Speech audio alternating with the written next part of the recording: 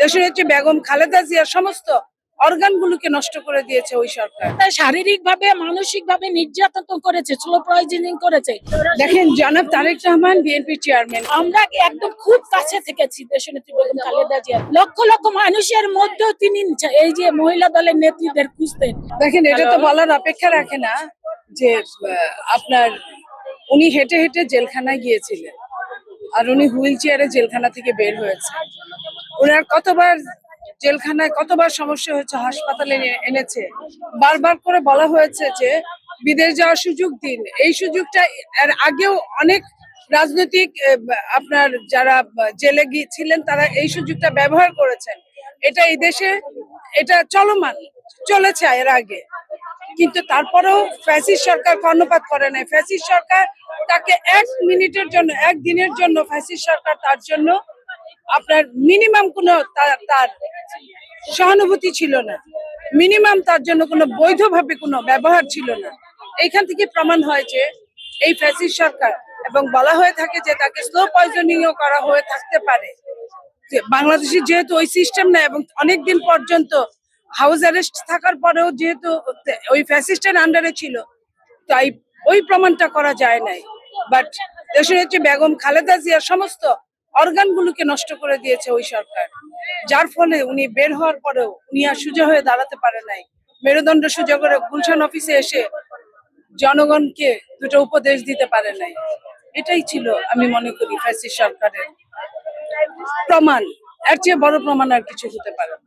দেখেন, জনাব Tarique Rahman BNP chairman এই মুহূর্তে, উনি দেশনেত্রী বেগম খালেদা জিয়া এবং শহীদ প্রেসিডেন্ট জিয়াউর রহমানের উত্তরসূরি। উনি তাদেরই সন্তান এবং ওনার চলাফেরা, ওনার বক্তব্য, ওনার বিবৃতি, ওনার বিভিন্ন ডিল করা দেখে সহজেই বোঝা যায় যে উনি তাদেরই সন্তান। যারা এই দেশকে দিয়েছে, উনিও এই দেশকে দেওয়ার জন্য চান বলেই উনি বলেছেন উই হ্যাভ এ প্ল্যান। আমি পুরোপুরি দায়ী করব, কারণ আমাদের প্রিয় নেত্রী দেশনেত্রী বেগম খালেদা জিয়াকে যখন গ্রেপ্তার করা হয় তখন তার বয়স কিন্তু ৭৫ বছর। তিনি একটা ভুয়া মামলায় তাকে কিন্তু গ্রেপ্তার করা হয় অন্যায়ভাবে তাকে, এবং তাকে একটা স্যাঁতসেঁতে কারাগারে রাখা হয়। আপনারা জানেন তার আগে কিন্তু ঢাকা জেলকে একেবারে পরিত্যক্ত ঘোষণা করা হয়েছিল, সেই পরিত্যক্ত কারাগারে নেওয়া হয় এবং ম্যাডাম সুস্থ অবস্থায় কিন্তু গ্রেপ্তার হয়। যদিও ম্যাডামের এই গ্রেপ্তার করার কোনো কারণ ছিল না, তারপরও তাকে গ্রেপ্তার করে এবং গ্রেপ্তার করে তাকে তার শারীরিক ভাবে মানসিক ভাবে নির্যাতন করেছে, স্লো পয়জনিং করেছে। এরপরে তার প্রিয় দুটি সন্তানের বিরুদ্ধে একের পর এক ভুয়া মামলা দিয়েছে, সাজা দিয়েছে, দলকে বিচ্ছিন্ন করার জন্য প্রতি মুহূর্তে দল ভাঙানোর চেষ্টা করেছে।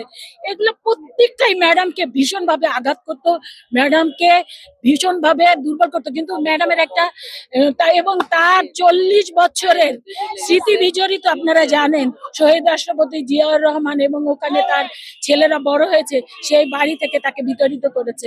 এই সব কিছু মিলিয়ে দেশনেত্রী বেগম খালেদা জিয়ার উপরে যে অত্যাচার নির্যাতন হয়েছে তার কারণ, এবং সর্বশেষ বিএনপির পক্ষ থেকে কিন্তু বারবার করে আবেদন, তার তো পরিবার থেকে আবেদন করা হয়েছিল তাকে সুচিকিৎসার জন্য বিদেশে যাবার জন্য, তাকে কিন্তু যেতে দেয় নাই।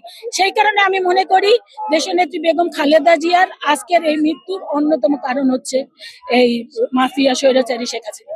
আমার অসংখ্য হাজারো স্মৃতি আছে, কারণ আমি দীর্ঘ বছর প্রায় ৪০ বছর রাজনীতি করছি। আমার একদম প্রথম দিন থেকেই দেশনেত্রী বেগম খালেদা জিয়ার সাথেই শুরু হয়েছে।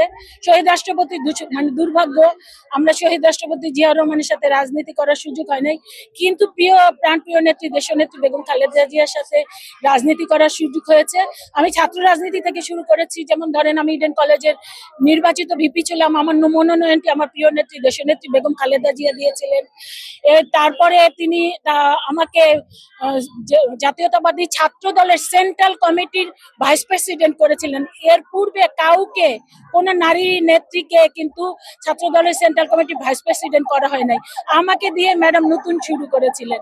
আমাকে ২০০১ সালে প্রথমে নমিনেশন দিয়েছিলেন, পরবর্তীতে উল্টো করে আবার আমাকে সংরক্ষিত মহিলা আসনের এমপি করেছিলেন। এরপরে আমাকে 2008 সালে সরাসরি নির্বাচন করার নমিনেশন দিয়েছেন। তারপরে আমাকে জাতীয়তাবাদী মহিলা দলের সেন্ট্রাল কমিটির সিনিয়র জয়েন্ট সেক্রেটারি করেছেন, এবং সেই কারণে আমরা প্রতিটা সময় ইডেন কলেজের ভিপি থেকে শুরু করে প্রতিটা সময় ম্যাডামের খুব কাছাকাছি থাকার সুযোগ হয়েছে। বিশেষ করে 111 থেকে শুরু করে পরবর্তী 2018 সালে এবং পরবর্তীতে তিনি জেল থেকে মুক্ত হবার পূর্ব পর্যন্ত আমরা একদম খুব কাছে থেকেছি দেশনেত্রী বেগম খালেদা জিয়ার। এই কারণে আমি বলবো, আমি আমার মাকে যত না সময় দিয়েছি তার চেয়ে অনেক বেশি সময় আমি দেশনেত্রী বেগম খালেদা জিয়ার সাথে থেকেছি, তাকে দিয়েছি। আমি আমার সন্তানকে যত না সময় দিয়েছি তার চেয়ে অনেক বেশি সময় দিয়েছি। এবং দেশনেত্রী বেগম খালেদা জিয়া জাতীয়তাবাদী মহিলা দলকে ভীষণ ভালোবাসতেন। তিনি যে কোনো জায়গায় গেলেই তিনি খুঁজতেন। এবং আমরা পরবর্তীতে শুনতাম এবং আমাদের করতাম, যখন উনি সিনিয়র নেতাদের অমুক অমুক ওকে তো আমি দেখলাম না, ওই যে মানে এটা একটা অসাধারণ।